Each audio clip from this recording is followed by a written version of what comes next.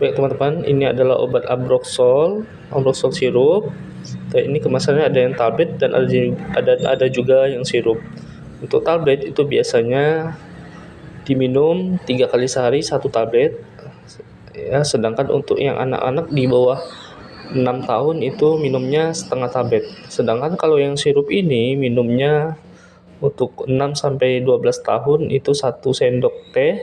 Dan untuk di bawah 6 tahun itu setengah sendok 3 kali sehari. Untuk di bawah 2 tahun itu 2 kali sehari setengah sendok. Terima kasih.